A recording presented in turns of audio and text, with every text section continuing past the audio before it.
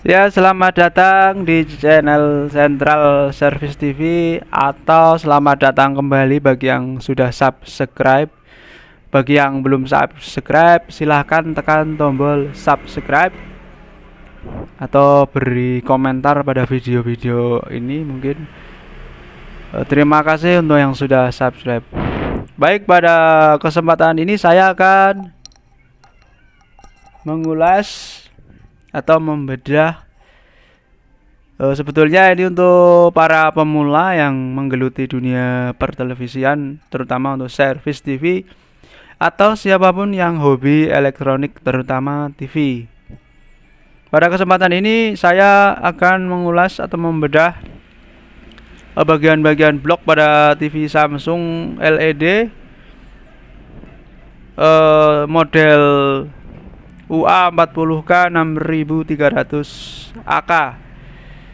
Ini adalah TV cekung atau curved TV.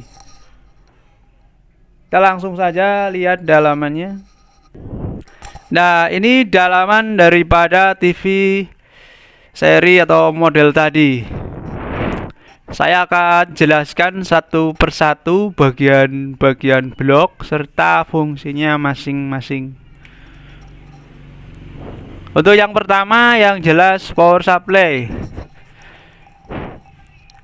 Power supply ini seperti biasanya untuk menyediakan tegangan yang dibutuhkan, tegangan-tegangan maksud saya yang dibutuhkan oleh lampu backlight. Ada juga ini yang menuju ke mainboard dan juga tegangan-tegangan Ticon atau timing control. Dari power supply ini sebetulnya ada colokan listrik 220 volt, kemudian dirubah oleh sebuah atau beberapa komponen elektronik, yakni ada dioda penyiarah, ada filter kapasitor. Saya perbesar biar jelas.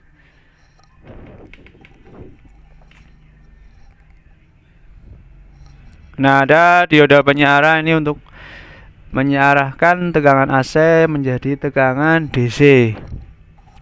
Karena syarat untuk menurunkan tegangan ini adalah harus dirubah ke DC, kemudian akan dirubah lagi menjadi AC dan diturunkan oleh sebuah trafo switching atau trafo SMPS. Nah, ini. Kemudian pada model ini kebetulan driver inverter backlight ini yang menuju ke lampu backlight menyatu di dalam blok power supply ini. Nah, ini ada lilitan dan komponen-komponen ada di bawah ini yang SMD dan juga osilator atau PWM-nya ada di bawah sini, di bawah PCB.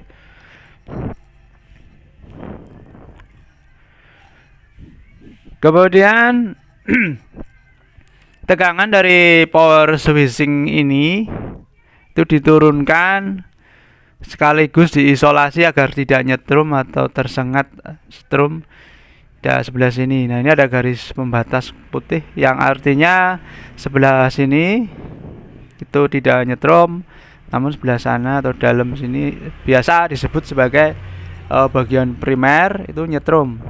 Itu kaki apapun yang terhubung ke bagian atau di dalam putih-putih area putih ini maka nyetrum. Nah, ini ada keterangan hot dan ini cold, maksudnya yang hot ini nyetrum, yang cold tidak.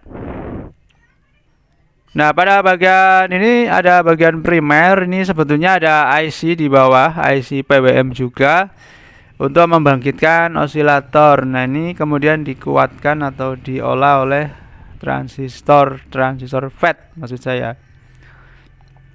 Diolah sedemikian rupa sehingga dihasilkan sebuah medan magnet di sini ada toroid atau trafo toroid.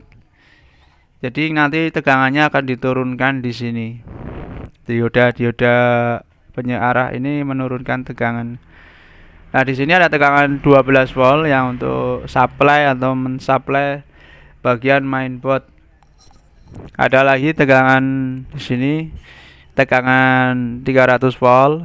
Ini diarahkan oleh kapasitor juga. Tadi ini juga 12 voltnya. Kemudian tegangan ini untuk supply bagian driver inverter atau backlight. Untuk selanjutnya kita menuju ke mainboard. Pada bagian mainboard ini mendapatkan tegangan supply atau tegangan standby juga dari power supply. Kemudian tegangan power supply tadi yang 12 volt akan diolah di dalam mainboard, akan diregulasi atau dibagi-bagi oleh IC power, kemudian akan diturunkan atau dinaikkan. Kalau dinaikkan sebenarnya enggak ya, karena ini tikonnya terpisah, kecuali yang tikonnya di dalam mainboard biasanya ada yang dinaikkan. Nah, ini diturunkan sesuai dengan kebutuhan IC atau chipset. Nah, ini diolah oleh mainboard. Saya tidak terlalu banyak bisa menjelaskan yang ada di sini karena bentuknya sudah chipset. Mungkin lain kali saya akan menjelaskan lebih detail. Silakan tinggalkan komentar jika ada pertanyaan seputar mainboard atau tegangan pada mainboard. Kemudian pada mainboard terdiri dari beberapa blok lagi. Ada blok power, IC power untuk membagi tegangan-tegangan sesuai kebutuhan. Ada ini yang utama adalah IC chipset atau program atau IC prosesornya ini di dalam pendingin. Ini untuk mengolah semua proses daripada perintah-perintah dan juga menghasilkan sinyal-sinyal gambar dan suara sekaligus input daripada ini ada USB, ada HDMI, ada di sini ada untuk siaran maksudnya ya untuk internet yaitu LAN dan audio output. Kemudian juga pada ini ada bagian blok namanya blok tuner atau penerima atau untuk TV-nya, ini bagian TV untuk analog dan digitalnya lewat satu antena. Kemudian ini TV smart TV, jadi sudah dapat menangkap siaran digital dan juga analog. Kemudian ada bagian audio. Nah, audio ini penguat audio. Ini ada sebuah IC ini dikuatkan untuk menuju ke speaker. Di sini ada speaker.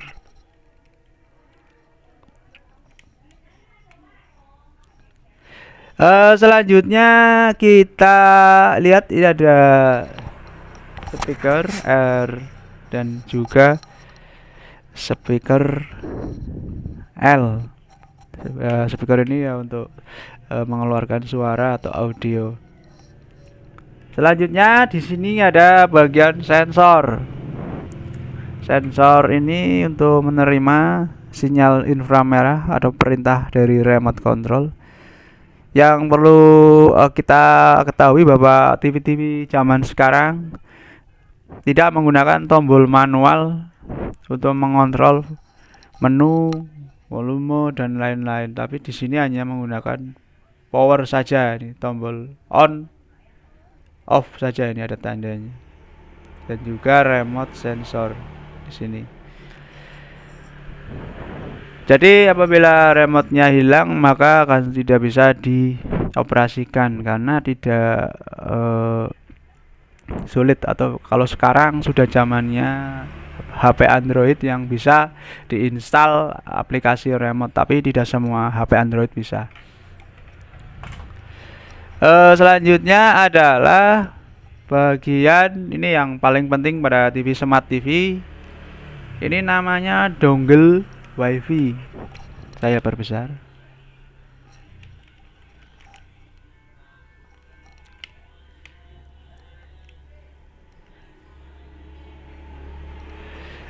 Dongle WiFi ini fungsinya untuk menerima sinyal WiFi. Biasanya dipakai untuk internetan atau untuk menayangkan film dari HP atau menayangkan video atau menayangkan gambar atau lagu dari melalui jaringan WiFi ini. Biasanya juga digunakan untuk internet, WiFi internet, sehingga bisa menonton YouTube atau untuk browsing dan juga lain-lain. Ini ada di sini kuncinya, yaitu WiFi dongle atau WiFi modul atau WiFi blok.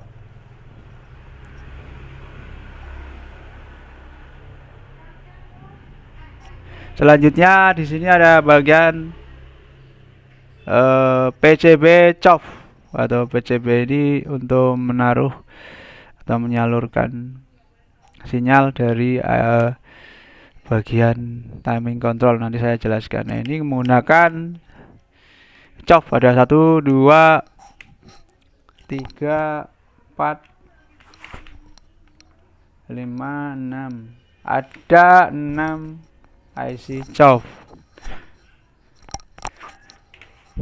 Selanjutnya kita akan melihat bagian ini yang untuk menampilkan atau mengolah gambar, sinyal gambar dari mainboard. Ini namanya blok timing control atau T-con. Kita coba lihat dalamnya.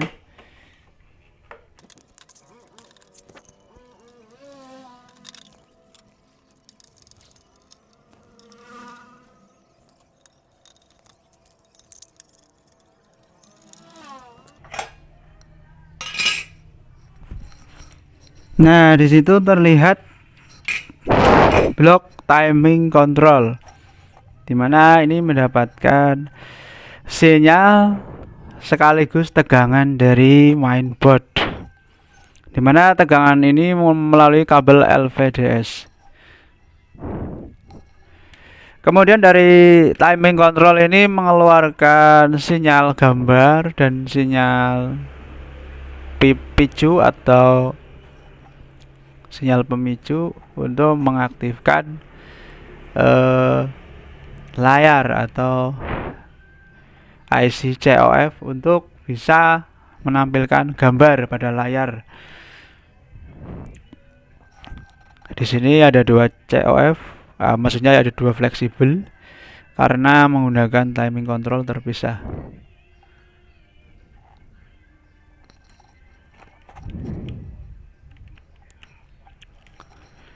Pada modul timing control atau T-con ini sebetulnya terdapat blok ini yang namanya IC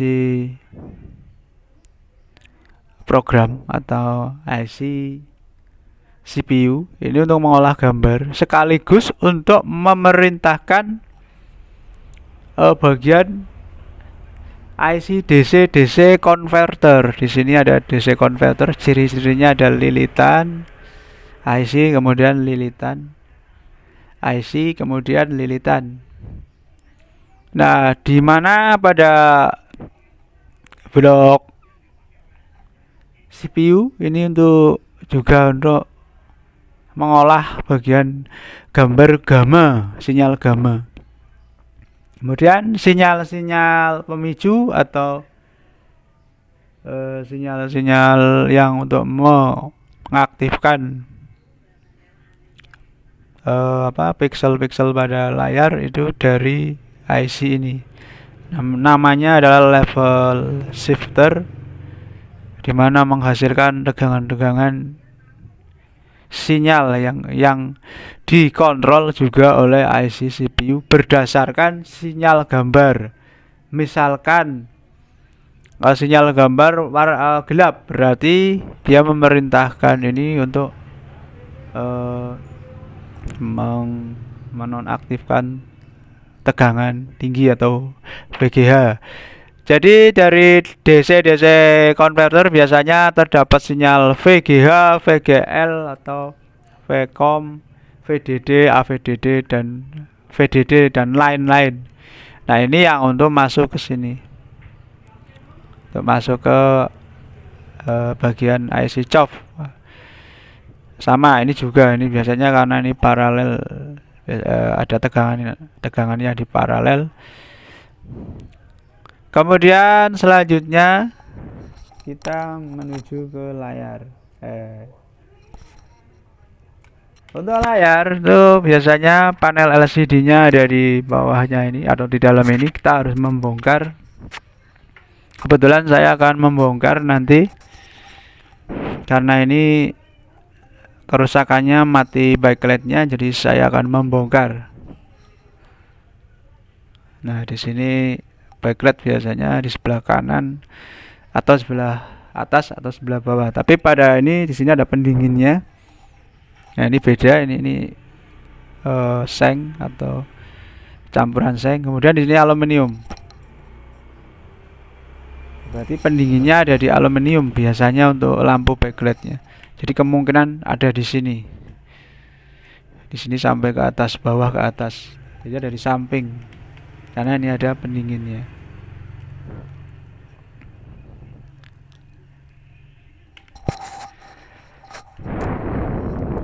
Jadi nanti kita akan melihat daleman lampu backlightnya kalau saya bongkar.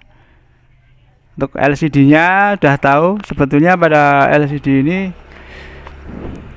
tidak melengkung, tidak seperti pada TV-nya, namun dengan teknik frame atau casingnya ini yang melengkung sehingga seolah-olah panel LCD-nya melengkung, padahal sebenarnya panel LCD-nya ya rata seperti pada TV LED biasa, hanya frame atau casingnya yang melengkung. Oke, kita akan bongkar nanti.